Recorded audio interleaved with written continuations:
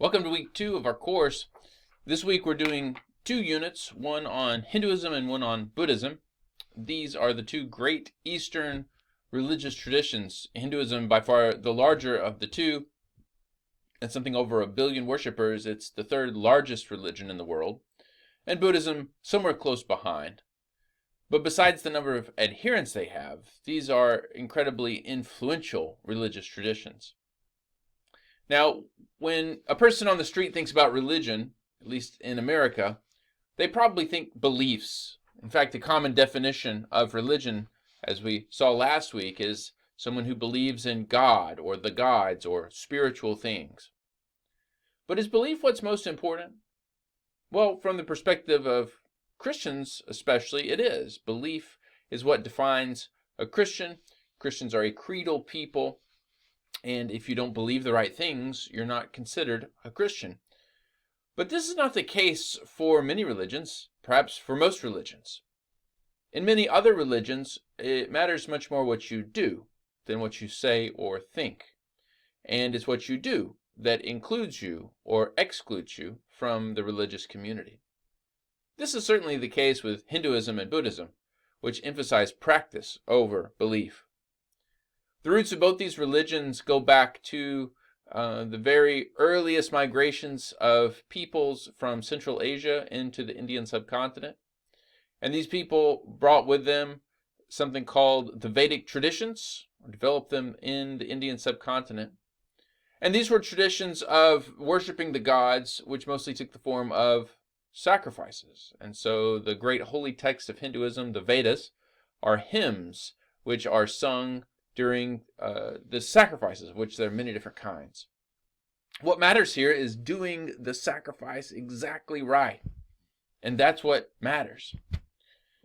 In some ways, it's analogous to the most common ritual in the North American context, which is the happy birthday ritual. You may be familiar with it. If someone has a birthday, especially a child, there is a certain way that things have to be done.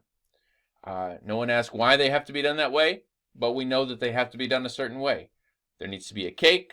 The cake needs to have candles on it. The candles need to be lit. As the cake is brought out, a very specific ritual song is sung. Then the person who is enjoying the birthday blows out the candles and makes a wish, but they can't say the wish, or the wish doesn't come true. Now, I don't know how this came to be, but this is a great example of a practice or a ritual. And it doesn't matter what you believe. Belief doesn't really matter. All that matters is that you do the right things. And if you do the right things, your wish might come true. But if you don't do the right things, you can be guaranteed you won't get that wish. Now, that's a silly example, but it's meant to show the power of ritual and the power of practice. And you're going to see that both in Hinduism as well as in Buddhism. That Vedic tradition, which emphasized animal sacrifices and plant sacrifices, evolved and transformed. And so that some people began to see we don't need to sacrifice physical things, but we need to sacrifice some part of our lives. These people became renouncers, and they gave up bad practices. Sometimes they gave up good practices like eating and having sex in service to a higher good. In service to what's sometimes called salvation, moksha, deliverance.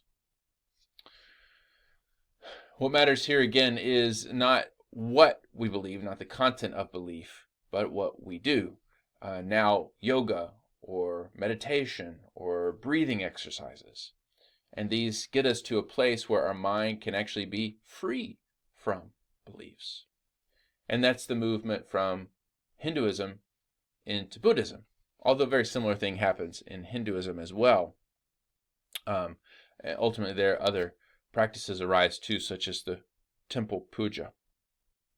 And of course, beliefs always do lay behind practices. Some belief about humanity, some belief about the way the world is, perhaps about the gods, although as in the case of Buddhism, not necessarily about gods. But practice may be what's most important. So keep your eyes open for that as you work through these next 2 units.